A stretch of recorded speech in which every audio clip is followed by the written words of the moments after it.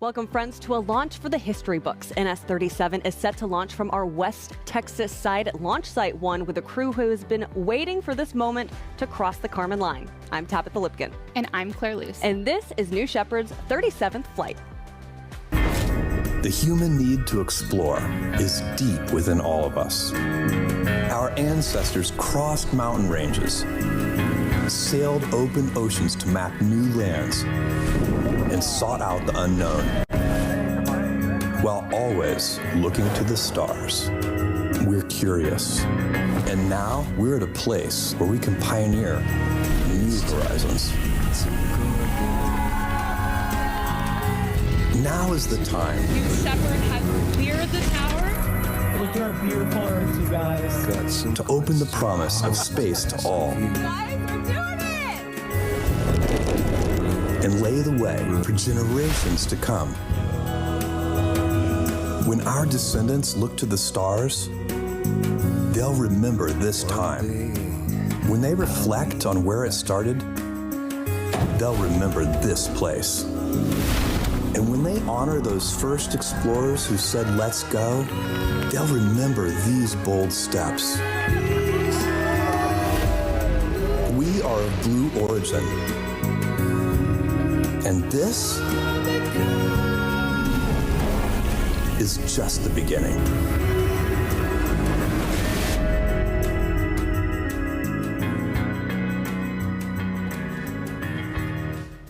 It is truly an exciting day here at Blue Origin, where history will be made. Now, once again, I'm Tabitha Lipkin, joined today by Claire Luce. Now, Claire is of the Blue Engine's Analytics, Reporting, and Software team. And Claire, it is always such a pleasure to have you here with us. Thanks for having me, Tabitha. It's great to be here. This is our 37th mission overall and 9th New Shepard mission this year. Yeah, and today we will make history as we fly the first wheelchair user to space. Her name is Michaela Mihi Benthaus. She's also a European Space Agency aerospace engineer and disability advocate. So quickly, let's introduce you to the entire crew of NS-37. Our 37th flight includes a crew from around the world, which is very on par with our launches out of West Texas. Now, the entire crew manifest includes Joey Hyde, Hans Koningsman, Adonis Peroulis, Neil Milch, Jason Stansell, and as we mentioned, Mihi Benthaus as well. We've got a lot more to tell you about the crew of NS-37, but first, we also have to chat about something huge that happened just a couple of weeks ago. Another moment for the history books. On November 13th, we successfully completed our second New Glenn mission with 2 very important mission objectives. Now, first, we deployed a NASA customer payload, Escapade, into space. Escapade is a pair of satellites that will orbit Mars and get us invaluable data on the atmosphere there. And second, we actually successfully landed our New Glenn booster named Never Tell Me the Odds for the very first time. Now, for those of you who might be joining us here on the program for the first time, let's explain. Blue Origin, we have 2 rockets. New Shepard, which you are seeing the astronauts load into today. Right now, this moment, they are ringing the bell and they are crossing the gantry-way. Yes, you can see Mihi is there ringing the bell, an exciting moment I know she has been preparing for gosh, over a year now. She has been working with our crew out there in West Texas. So a very, very exciting moment. There goes Neil, and there's Jake and Sarah Knights, our crew member 7s who have been working with this crew. Oh, it is an exciting day here at Blue Origin. And so as we were saying, we were talking a little bit about the crossovers that we have between New Shepard and New Glenn. Now, as I mentioned, you are looking at NS-37. That is New Shepard there on the pad. But all of the avionics were tried and true tested here on New Shepard before they flew on New Glenn. And as you said, Claire, it was an exciting moment where we got to see New Glenn take to the skies once again and successfully land the booster for the first time. Now, we got to see our astronaut live look, and you have a better relationship between the 2 programs. But now, let's go ahead and deep dive into my favorite part of the webcast, where we get to talk about the crew of NS-37, and we're going to start in seat number 1. In seat number 1, we have Neil Milch. He is a global business executive and entrepreneur. Neil launched his career through Longilux, a family-owned business. He now serves as the chair of Board of Trustees at Jackson Laboratory, a nonprofit biomedical research institute, where he supports genetic research to improve human health. Growing up watching the Gemini and Apollo programs, he adopted the Latin phrase in omnia paratus, meaning ready for anything, to guide his pursuit of science and discovery. In seat 2, we have Mihi Benthaus. Mihi is an aerospace and mechatronics engineer at the European Space Agency. She has dedicated her career to scientific collaboration for the advancement of interplanetary exploration. Back in 2018, she was involved in a mountain biking accident that resulted in a spinal cord injury, impacting her ability to walk. Undeterred, she has continued to pursue her passion for access as well as advocate for greater access to space. Mihi flew aboard a zero-G research flight in 2022 and completed an analog astronaut mission. She continues to pursue sporting activities outside of work, including wheelchair tennis, and today a historic day flying her on New Shepard. In seat 3, we have Hans Koenigsmann. Hans is a German-American aerospace engineer whose career has been dedicated to advancing reusable spacecraft and vehicles, most notably as an early team member at SpaceX, where he spent 2 decades. He is one of the most renowned rocket scientists and remains actively engaged in the aerospace and space exploration community, serving on advisory boards and advisory roles across multiple aerospace companies. He is also a licensed pilot who has built his own airplane, an avid skier, and the proud father of 2 daughters. He is excited to share his experience to inspire the next generation of space exploration.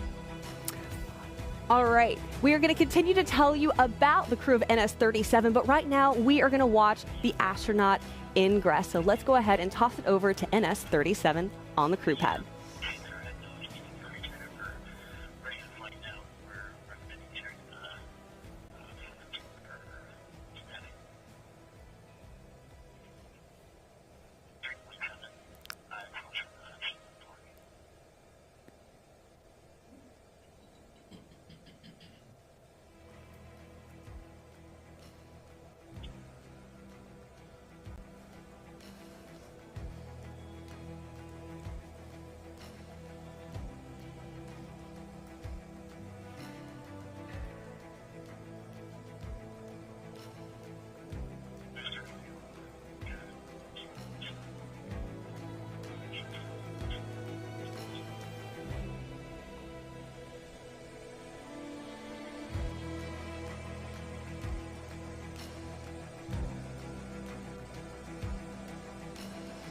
So there you have it. The Astros have loaded in. You just saw Mihi Benthaus, who will become the first wheelchair user to cross the Kármán line, get into the crew capsule. We are so excited to watch NS-37 take to the skies today. So let's continue telling you guys about the crew that we have. We're going to go to seat number 4, where we have Adonis Peroulis.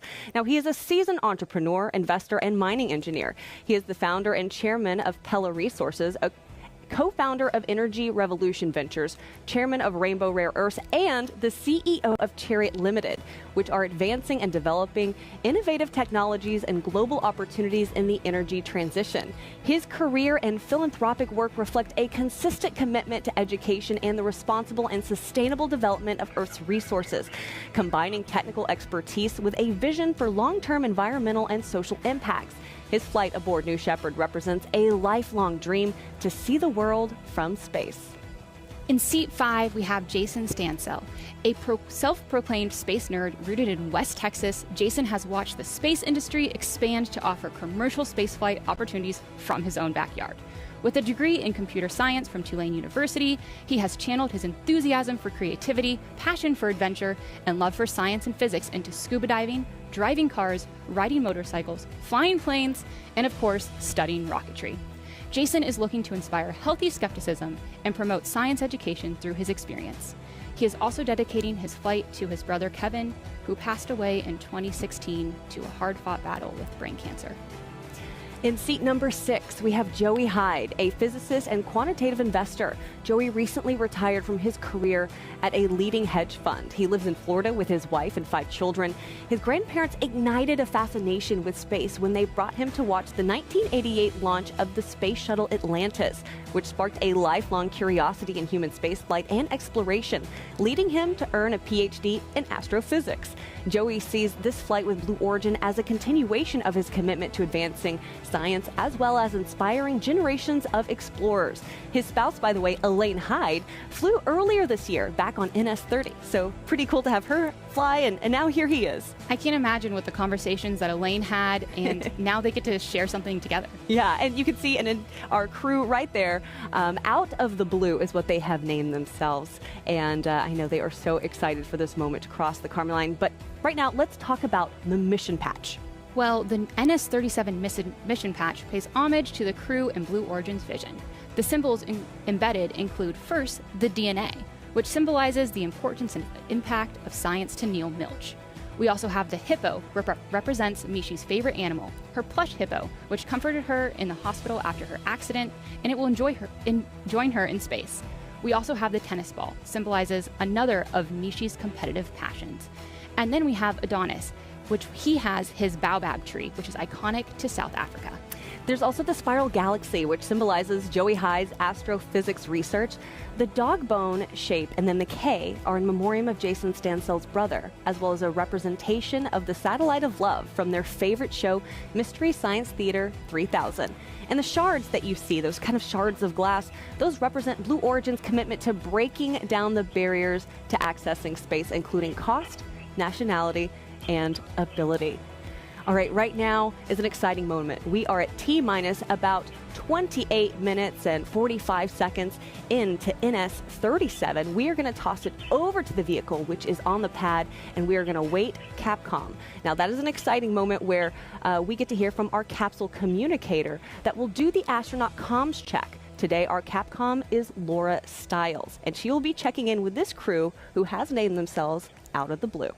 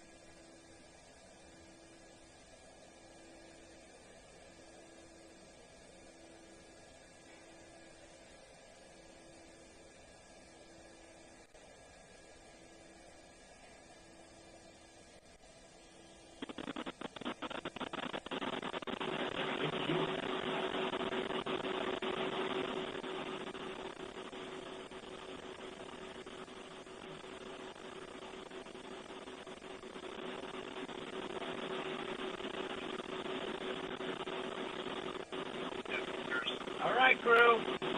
This is it. All right. You guys have come together as a crew. You're trained and you are ready. Sure. All that's left to do now, sit back, be present for the moment. All right? Try to have a little fun, too, okay? Thank you. We'll try. All right. I'm going to turn you over to Capcom. Godspeed, Out of the Blue. Thank you, number 7.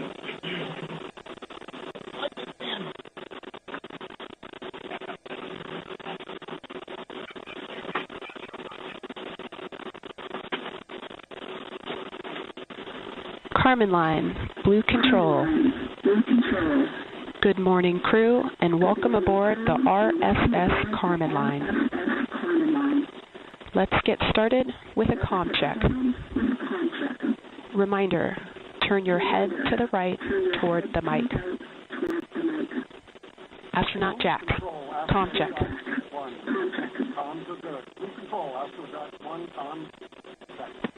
Copy.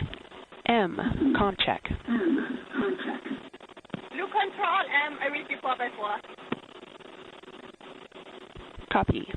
Hans, comm check. Blue Control, RV to 2x2. Copy. Zorba, comm check. Blue Control, Zorba, I hear you well. Copy. Payload. Comm check. Blue Control, payload, loud and clear. Copy. Snoopy. Comm check. Blue Control, Snoopy, loud and clear. Comm checks are complete. Stand by while I report to the flight director.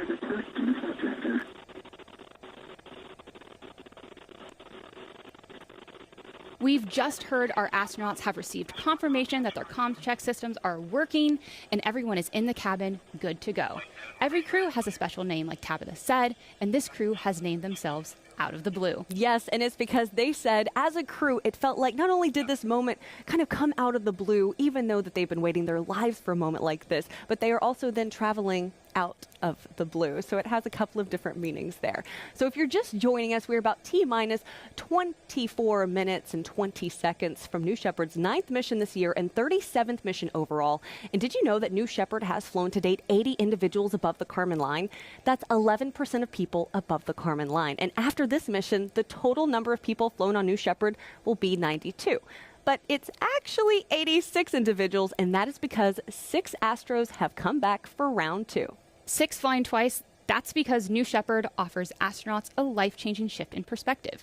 We are now operating 2 human-rated vehicles to better meet customer demand. And of course, safety is our highest value. We've built redundancy into every safety system. And New Shepard is fully reusable. Its engine is fueled by highly effective and efficient liquid oxygen and hydrogen.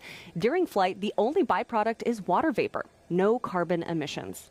It's a pretty incredible vehicle that systems have flown 36 times, and today will make number 37. It certainly will. Now, we've introduced you to the crew of NS-37. We've talked a little bit about our stats. So let's talk about what our astronauts go through during their time at Launch Site 1.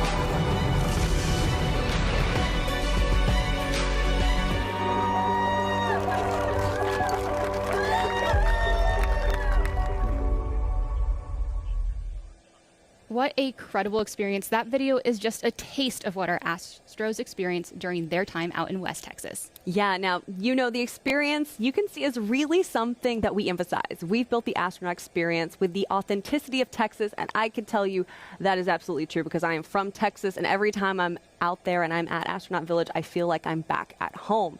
Now, essentially, we want our astronauts to really embrace that natural beauty of the West Texas desert life. I mean, that includes the boots, cowboy hats, denim. When you come here, you're going to feel like a space cowboy or space cowgirl.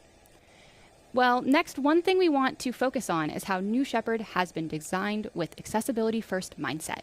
We have the distinct pleasure of flying Mihi today, but Mihi isn't the first and won't be the last individual that we fly with a disability. No, so let's also talk about how we've been able to help others accomplish their dreams with New Shepard, because we've made a lot of improvements since we started the program. Since 2023, our Crew Member 7 team out there in West Texas, they have been hosting special astronaut training workshops. Now, this is something that they've worked on with our business resource group, New Hawking.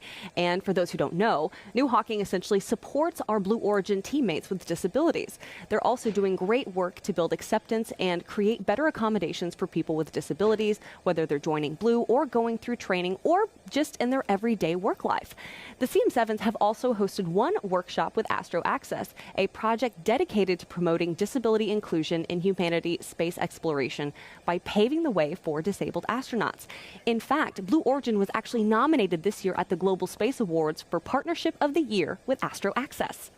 And during those workshops, the crew was able to work with and learn from individuals who are deaf and hard of hearing, low vision and blind, and those who are living with limited mobility. So yeah, taking what we've learned from those workshops, New Shepard has successfully flown the oldest man and oldest woman to space, as well as multiple individuals over 90 years old, and even individuals who identify as blind, hard of hearing, and even some with limited mobility. Now, some of the changes that we have made include improving the harnesses to make them, work easier for individuals who have limited mobility or limb differences. And as we've shown on a couple of our launches too, we also have an elevator at the tower, which helps our astros avoid having to climb the 60 feet of stairs to reach the capsule level. So a lot of great improvements for accessibility. Now, based on our commitment and work to enable more people to fly, NS-37 needed no alterations for the vehicle for today's launch, where we will watch Mihi, who will become the first wheelchair user to ever cross the Kármán line. And that's because from its inception, the baseline design of our New Shepard crew capsule had accessibility at the forefront. One thing that we got to see in ingress and to look out for during egress is what you can see here is Mihi will use transfer boards that create a bridge from her chair outside the capsule to her seat inside. And for those of you who are curious, in an emergency egress situation, her crewmates will assist her.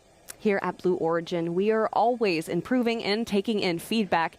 And coming up, there will be a lot of vehicle improvements in the next design block of New Shepard, and that generation will be flying back into 2026. So very exciting for the next set of crew capsules indeed. All right, so at its core, Blue Origin is a human spaceflight company. New Shepard has paved the way for access to space, as we just mentioned, and continues to do so with safety at the forefront.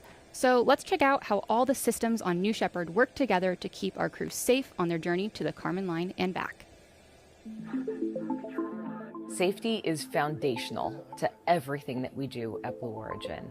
And this isn't just about the rocket itself, it's about the training, it's about every piece that the astronauts experience when they're with us. We have a simple rule on New Shepard, and that is that everything involved with the safety of our astronauts has redundancy. That no matter what happens, that there's a backup system in place to keep people safe. Fundamental to the safety systems on New Shepard is our escape system. It's what we call a full envelope escape system, that no matter where in flight, that we can fire our solid rocket motor and push the crew capsule away from the propulsion module and safely land the capsule with the astronauts on board. There are 3 parachutes on New Shepard, and that gives us additional redundancy that the crew capsule can land under only just one chute being inflated and still protect the passengers. And when the crew capsule is coming to touchdown, there's a retro thrust system that fires moments before touchdown that takes us from 16 miles an hour down to 2 miles an hour for a very soft touchdown. So all the way from the initial vehicle design and understanding how to provide escape systems, how many astronauts were going to be in it, and how we're going to keep them safe was part of the design from the very beginning. We had done all of this testing for 15 flights before we ever put humans on this rocket. And now we have dozens of flights under our belt, and we have tremendous confidence in all of these safety systems that we have designed. At its core, Blue Origin is a human spaceflight company, and New Shepard is the first step to bringing humanity to space at Blue. This vehicle is for everybody. It is an incredibly comfortable experience.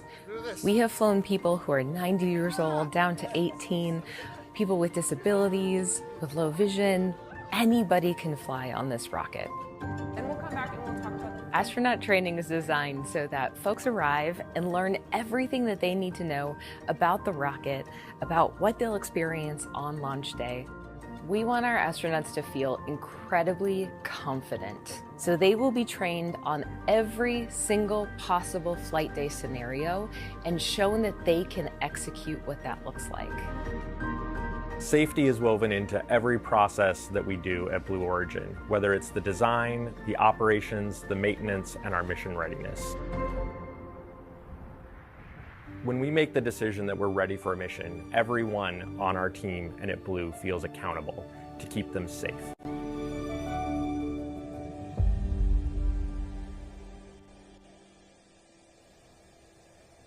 I can attest to the safety at Blue Origin. I've worked on B3PM, which is New Shepard's engine, for over 3 years, and safety is our highest priority. It certainly is, and I really love that package. It really brings it all together to the forefront for anyone who has questions about New Shepard. Now, right now, we're about T-minus just under 15 minutes until we see NS-37 take to the skies. Now, this is an exciting day here at Blue Origin because we are flying the first ever wheelchair user to space. Let's talk about who this crew includes, which is Joey Hyde, Hans Koningsman, Neil Milch, Adonis Peroulis, Jason Stansel, and disability advocate Mihi Binhouse, who will make history today as the first wheelchair user to cross the Kármán line, as we said. Now, this is such an exciting moment for us, so we're going to toss it over to the rocket right now, let you sit as you watch New Shepard on the pad, and then the show continues. We've got lots of great stuff for you guys.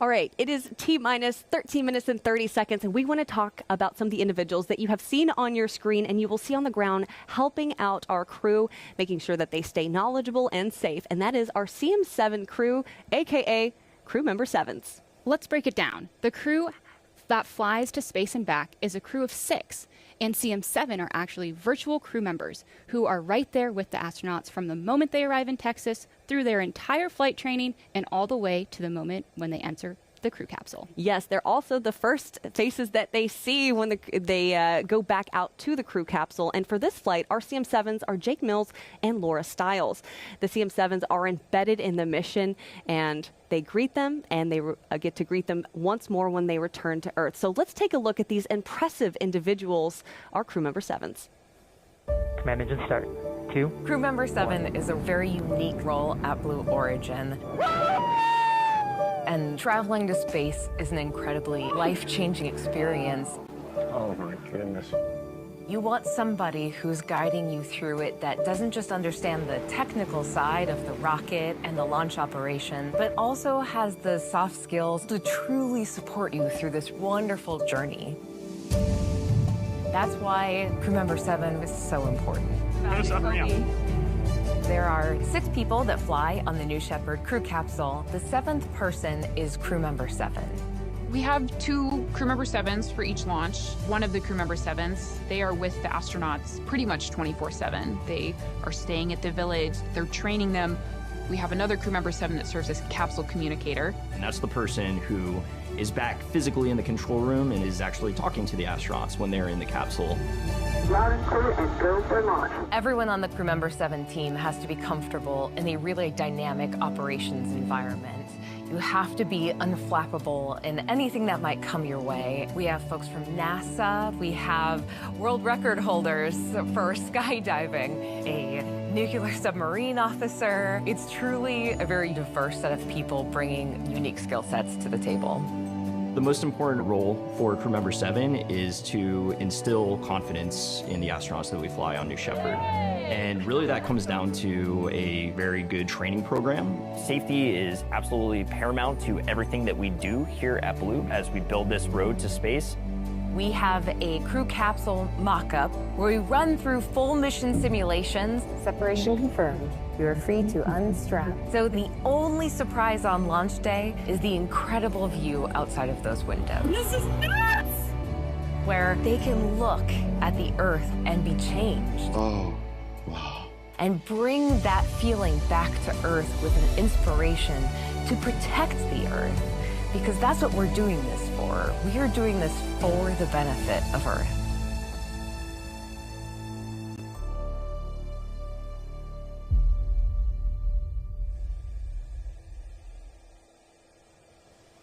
And every time I'm out in West Texas and I get to interact with the crew member 7s, the CM7s, it is so cool to kind of see how they prepare for launches, how they help individuals, our Astros, get ready. They make sure that they're trained, and it's just so awesome to be able to learn from them, especially as we continue to fly New Shepard more and more. They are such an important part to the New Shepard launch, and they are also amazing people. Yeah, they certainly are. Now, if you take a look on your screen, we're at T-minus 10 minutes, and you are seeing that we have entered a hold. Now, you are looking at New Shepard on the pad. You can also see friends and family member there excited for this launch. Again, the crew of NS-37 includes Joey Hyde, Hans Koningsman, Neil Milch, Adonis Peroulis, Jason Stansell, and disability advocate Mihi Benhouse, who will make history today as the first wheelchair user to cross the Kármán line. We're going to take a moment. We're going to throw it over to the rocket, and we will see you back here in just a second.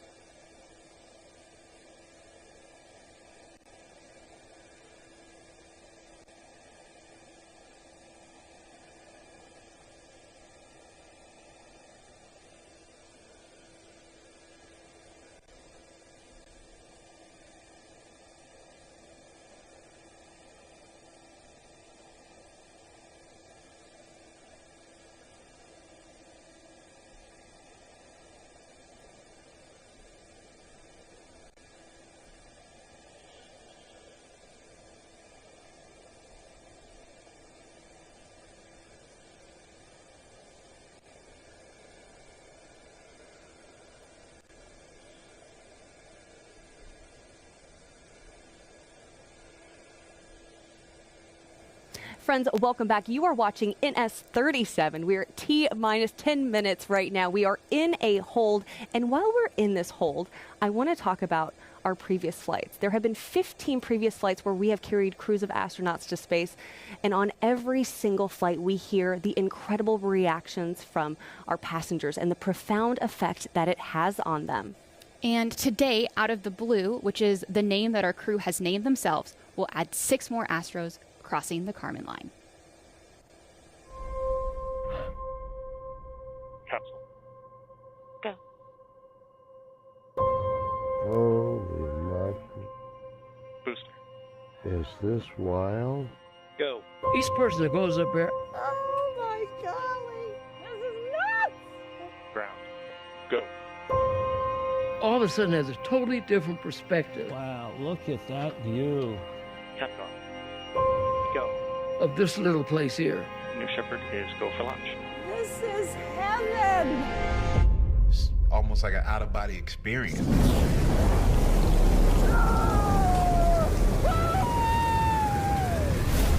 Shepard has cleared the tower. This is a new era where people like a teacher from North Carolina gets to go to space. Space has always been something I've wanted to do, but it's never been accessible until now. Look at that view. Look at the view. It's just unbelievable. You have to see it with your eyes to really, really take it in. Everybody else should go to space. Look at the Earth. Just look outside. Look at the Earth. We're in space. This is a life-changing experience. Everybody needs to do this. It was absolutely insane. I mean, it's the coolest thing ever. Oh my word. I'm just spinning. That was enlightenment. This is the best experience of my life, by far. Everyone in the world deserves to see this. Everyone needs to see this. Oh my God. It's just a dream come true. I want to do this my entire life. Oh my God. I just went to space as the first woman from Mexico. I think we need to give this gift of perspective to everybody. Oh man, this is so cool. I always said I'm gonna do it, and I just did it. We went to space! What you have given me is the most profound experience I can imagine. I can't believe this. As soon as you land, you will want more of it.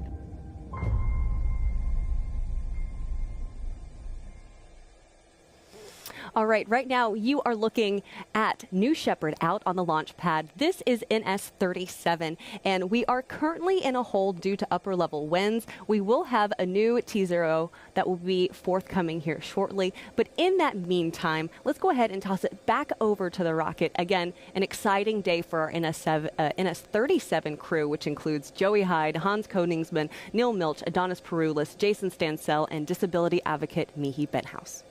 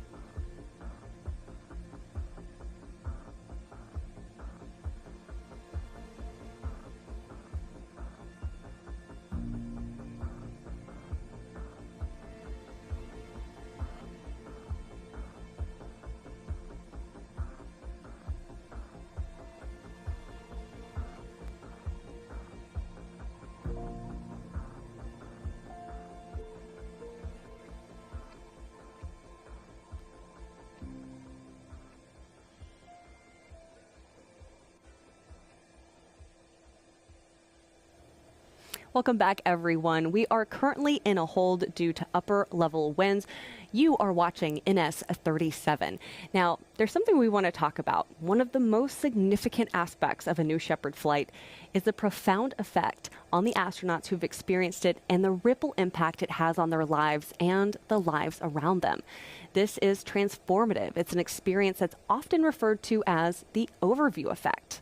And the overview effect is really a cognitive shift reported by many astronauts who have viewed Earth from space. This phenomenon encompasses a range of emotion and intellectual reactions, including a sense of unity, having the ability to observe the Earth without national borders, which then fosters a deeper sense of global unity.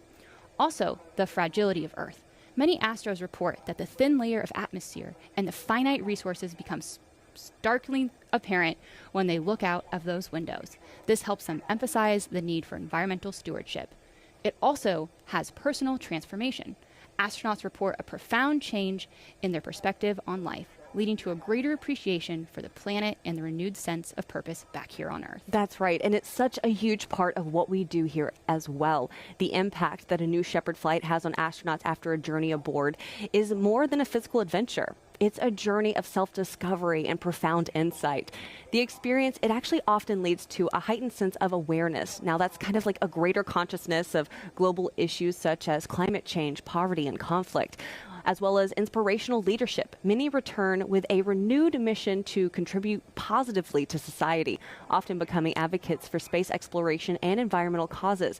And finally, there's like this emotional reconnaissance. Like seeing the beauty and fragility of Earth from space can evoke powerful emotions, leading to a deeper connection with the planet. And one astronaut who can speak to this is one you might recognize. It's William Shatner. Yeah, let's hear directly from him about his experience. Holy cats.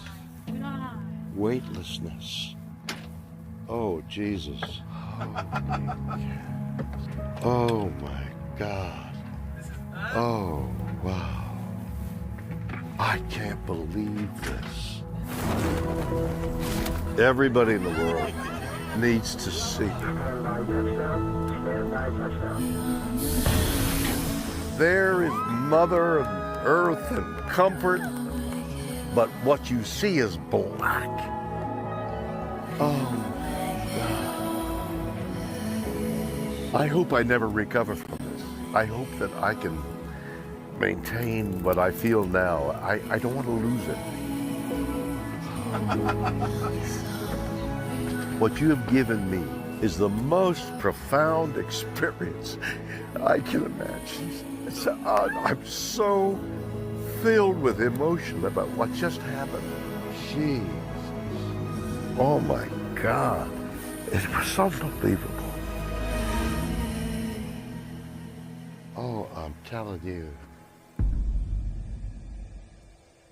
It's just so, I don't know, it gets me emotional hearing how emotional our astros are when they come back from this experience.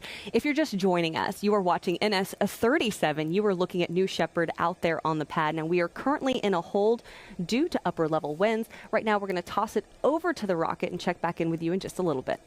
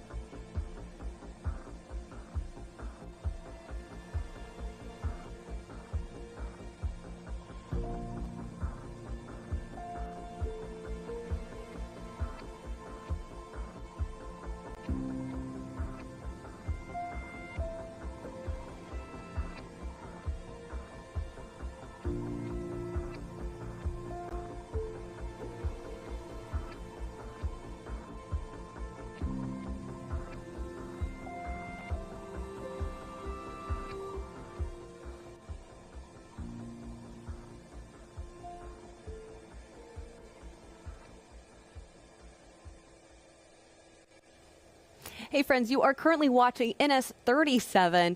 We are currently in a hold due to upper level winds, but while we're in this hold, as you might have noticed, I have been joined on the desk by Claire Luce. Now, Claire has worked on the BE3 engines for a long time, and she recently took on a new role. So Claire, tell me a little bit about your work on the BE3 and what your new role is.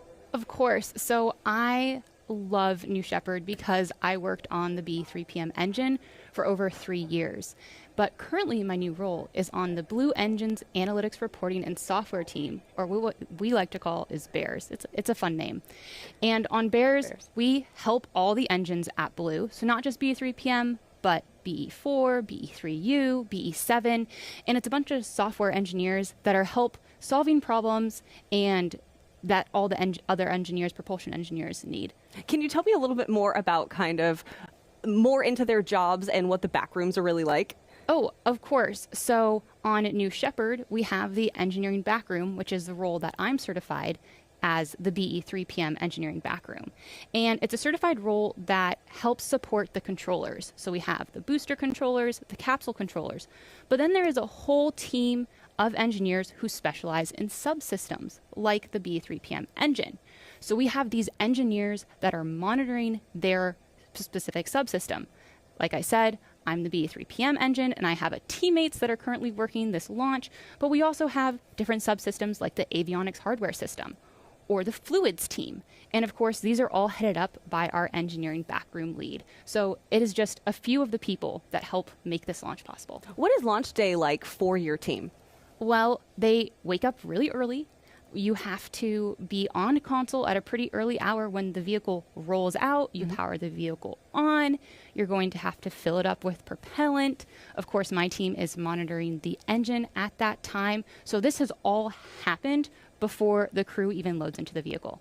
It's got to be an exciting thing. And you've been out to West Texas, I think you told me, about 15 times doing this. Yep. It is a great opportunity to be able to be part of these launches, work the launches, and also work with the hardware. Yeah, and it is so great to hear more kind of about what our engines teams, because engines are really integral to everything we do. I know we said it on New Glenn. It's like, I think people believe that you build a rocket and then you stick an engine on it, but that's not the case at all. You build the engine and then you build the rocket from there. Yep, that is 100% true. All right now you are watching NS-37. You can see New Shepard out there on the pad. We are on a hold at this moment in time due to upper level winds. We're going to toss it back over to the rocket, get a status update for you guys, and see you in just a minute.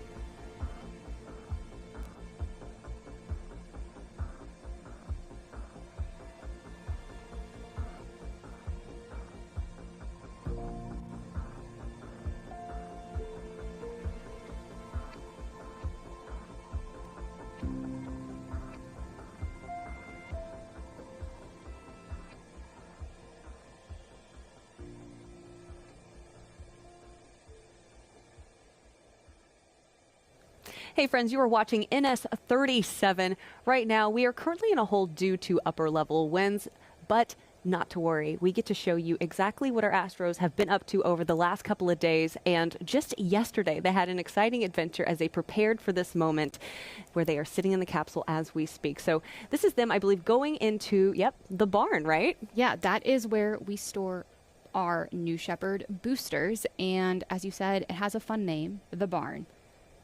You can see Mihi there. Now, again, Mihi Benthouse will become the first wheelchair user in space. We are so excited to be flying her here on NS-37 today. I've actually not yet been inside the barn, but that's on the top of my Blue Origin bucket list, is to go in there and see the booster there. I've seen, of course, the booster out on the landing pad, which is traditional after every flight. All the entire crew here at Blue go out and take a picture with the booster on the landing pad. But this is pretty special to kind of see it still all connected inside the barn. Well, and what is also even more cool is that since we said we had 2 human-rated vehicles, we actually have 2 boosters in there, and you can see them side by side. Oh, that is really, really exciting. You can see Neil there, obviously pretty excited about what he's looking at. Mind blown. There is Hans taking a look at, I'm sure, all the mechanics and engineering of it as well, being a rocket scientist himself. Jason there, and again, Jason is flying in honor of his brother Kevin today. Mihi is taking a look. That is Audrey Powers.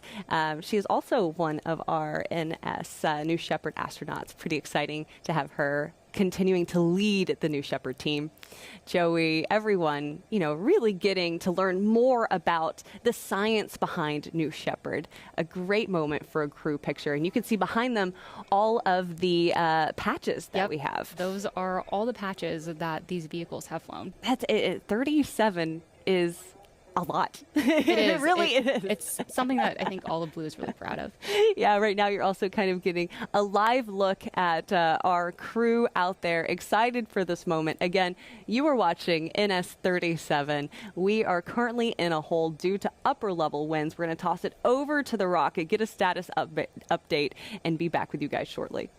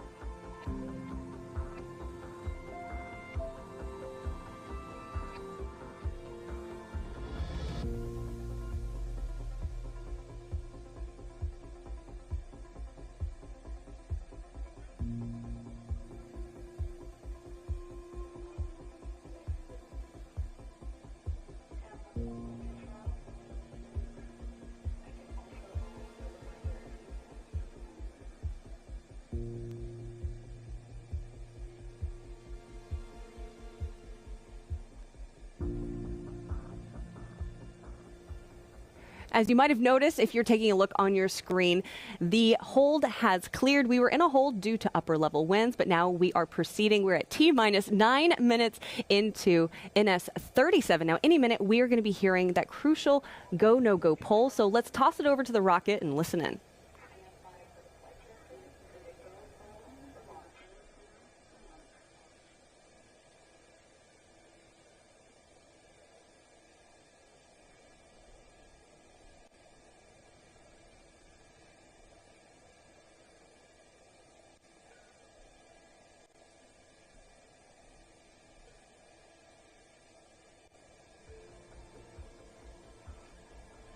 Director with the go pull for terminal count and launch. Capsule. Go. Booster. Go.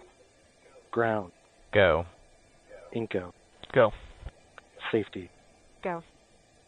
Capcom. Go. Engineering. Go. Copy all goes. New Shepard is go for launch. Booster, commence the terminal count. We'll go flight. Controllers, drop UHF voice.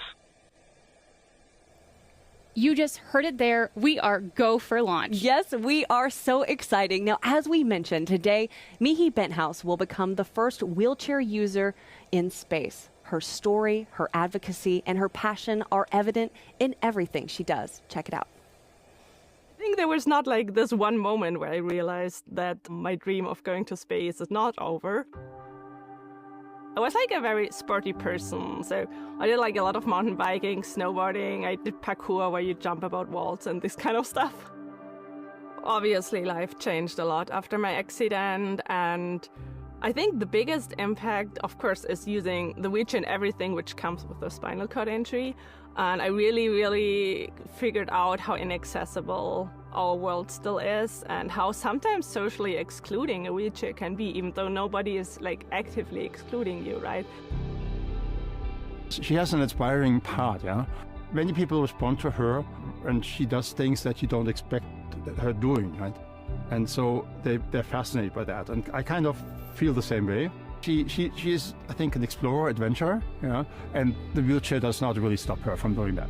Yeah, so I met Hans the first time online, on LinkedIn. Yeah, I just asked him, like, you know, you worked for so long for SpaceX. Do you think that people like me can be astronauts? And then he reached out to Blue Origin and told me about, like, oh, Blue actually is very excited about it. And I was like, okay, I have my doubts on it, but let's see. But thankfully, it turned out we can do it.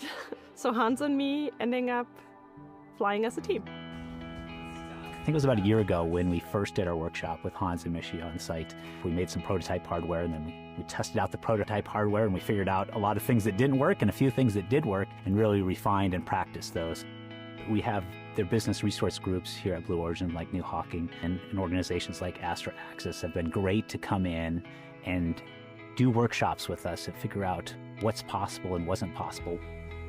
On the vehicle side, we didn't have to change anything to allow Michi to fly to space. We did implement a few things on the ground side, so some ground support equipment to allow her to both ingress and egress out of the capsule. And so a lot of our work was focused on upgrading the experience in Astronaut Village, things in our training center, and then some of the ground support equipment to get her both into the capsule and then back out of the capsule. So yeah, I feel like a little bit the responsibility of being the first wheelchair user is also to point back on Earth. Of course, if we want to be an inclusive society, we should be inclusive in every part and not only in the parts we like to be. For the future of accessible spaceflight, I really hope it's like speeding up. You know, it's like in its very early days right now, so I think we're making like a very first thing here with Blue Origin. So Michi basically inspired me to do this, yeah? And it's her drive that kind of convinced me I should do that too, and to just experience something that I've seen from the outside for a long time.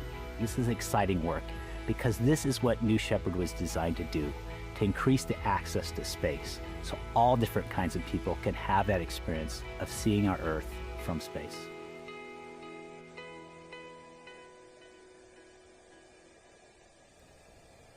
You know, Claire, I actually spent the last couple of days in West Texas with the crew of NS-37 and Mihi, and I can tell you she is just incredible. I know our entire team here at Blue Origin is just so honored and excited to have her fly with us today. So it's so great to get to connect with her and the entire crew. I am so excited to hear about her experience after she lands. Yes, me too. Now let's take a look on your screen and let's go a little into more depth about the flight profile. New Shepard is a suborbital flight and a fantastic way to experience space. It's a simple parabolic flight, a straight up and straight back down flight path that results in some of the cleanest microgravity you can achieve. Yeah, and for some of our viewers who might be tuning in for your very first New Shepard launch, first off, welcome.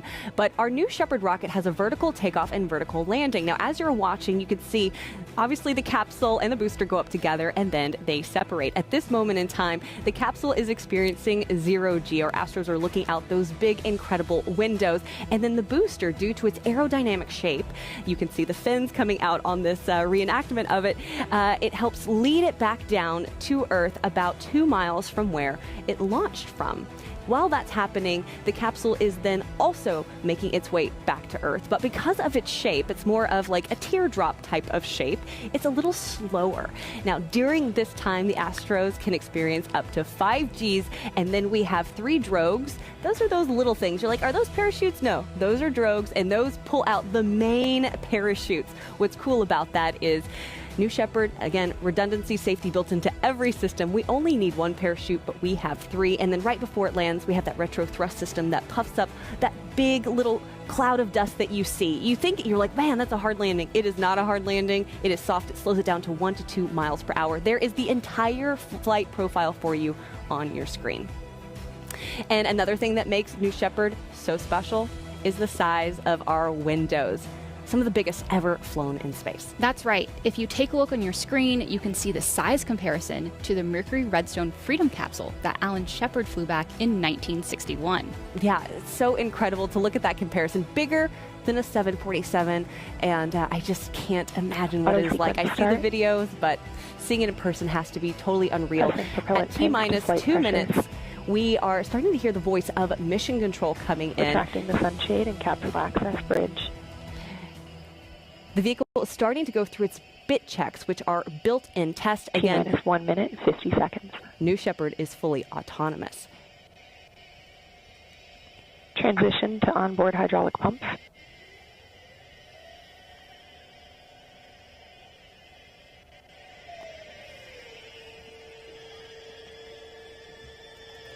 Executing aft fin and PVC bit.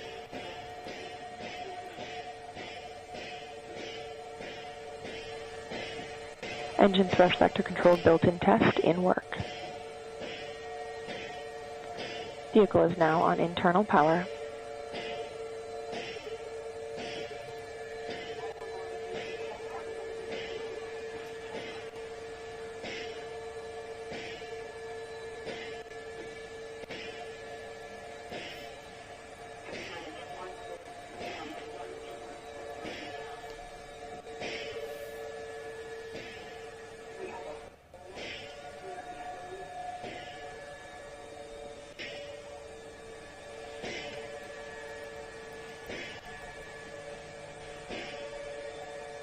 All right, you are looking at New Shepard on the pad. At just under 1 minute, we have entered a hold. We are listening in to the voice of mission control, which is Kate Wentworth. Now, as we learn more information about this hold, of course, we are going to pass it along to you. Right now, we're going to toss it over to the rocket and get more information.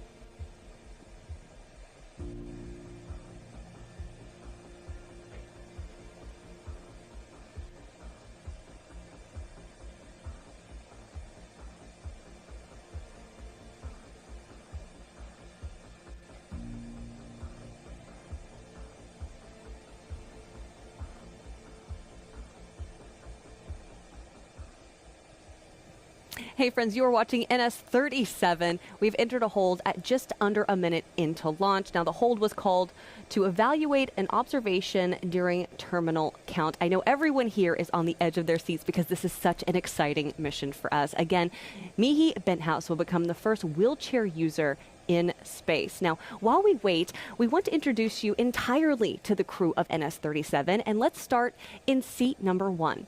Yes, in seat number 1, we have Neil Milch, a global business executive and entrepreneur. Neil launched his career through LaundryLux, a family-owned business. He now serves as the chair of the board of trustees at Jackson Laboratory, a nonprofit biomedical research institute, where he supports genetic research to improve human health.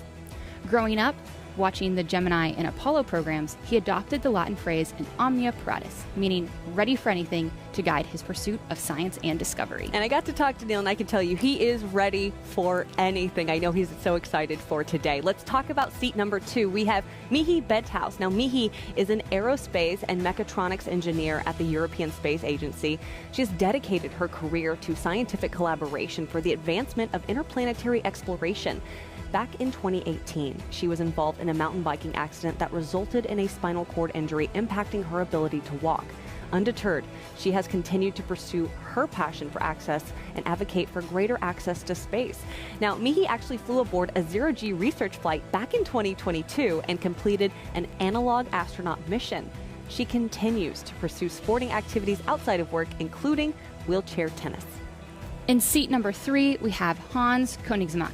Hans is a German-American aerospace engineer whose career has been dedicated to advancing reusable spacecraft and launch vehicles, most notably as an early team member at SpaceX, where he spent 2 decades. He is one of the world's most renowned rocket scientists and remains actively engaged in the aerospace and space exploration community, serving in advisory and board roles across multiple aerospace companies. He is also a licensed pilot who built his own airplane, an avid skier, and the proud father of 2 daughters. He is excited to share his experience to inspire the next generation of space exploration. In seat number 4, we have Adonis Peroulas. Now, he is a seasoned entrepreneur, investor, and mining engineer. He is the founder and chairman of Pella Resources, co-founder of Energy Revolution Ventures, chairman of Rainbow Rare Earths, and the CEO of Chariot Limited, which are all advancing and developing innovative technologies and global opportunities in the energy transition. Now, his career and philanthropic work reflect a consistent commitment to education and the responsible and sustainable development of Earth's resources, combining technical expertise with a vision for long-term environmental and social impacts. His flight aboard New Shepard represents a lifelong dream to see the world from space. In seat number 5, we have Jason Stansell. A self-proclaimed space nerd rooted in West Texas, Jason has watched the space industry expand to offer commercial spaceflight opportunities from his own backyard. With a degree in computer science from Tulane University, he has channeled his enthusiasm for creativity, passion for adventure, and love of science and physics into scuba diving, driving cars, riding motorcycles, flying planes, and of course, studying rocketry. Jason is looking to inspire healthy skepticism and promote science education through his experience. He is also dedicating his flight to his brother Kevin, who passed away in 2016 to a hard-fought battle with brain cancer. In seat number 6, we have Joey Hyde, a physicist and quantitative investor. Joey recently retired from his career at a leading hedge fund. He lives in Florida with his wife and 5 children.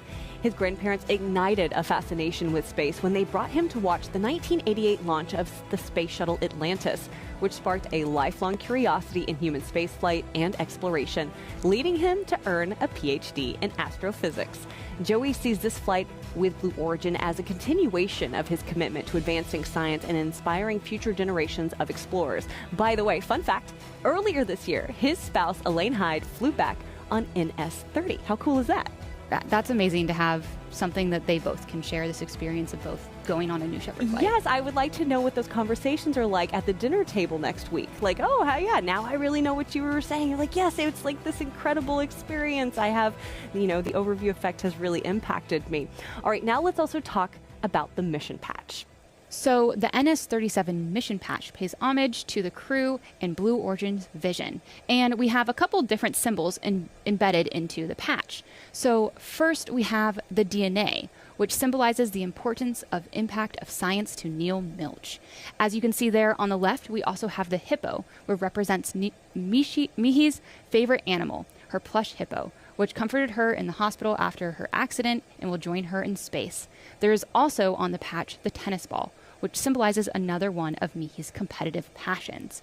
And Adonis is represented by a baobab tree, which is iconic to South Africa. Yeah, on this patch, which you can see right there, the spiral galaxy symbolizes Joey Hyde's astrophysics research. The dog bone shape and K are in memoriam of Jason Stansell's brother, Kevin, as well as a representation of the satellite of love from their favorite show, Mystery Science Theater 3000. I love that show, by the way. And the shards represent Blue Origin's commitment to breaking down barriers to accessing space, including cost, nationality, and accessibility. So right now, as you look on your screen, you will notice we are currently in a hold. You are watching NS-37. We're going to toss it back over to the rocket and get more information.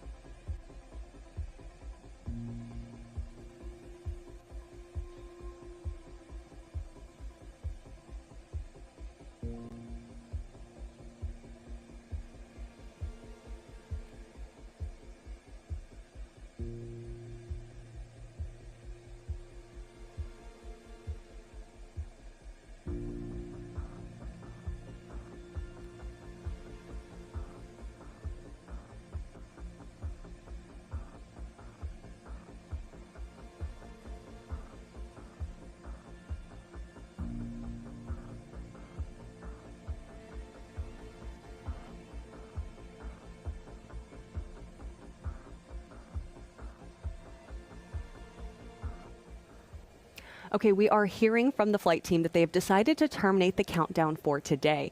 We are standing down from today's NS-37 mission after the launch team observed an issue with our built-in checks prior to flight. We are assessing our next opportunity for launch. We're going to go ahead and scrub the launch and look into this issue further and make sure that we are ready to go. Once the turnaround plan is confirmed, we will announce a new launch window. Please do follow us on social media for updates, and thank you so much for joining us today.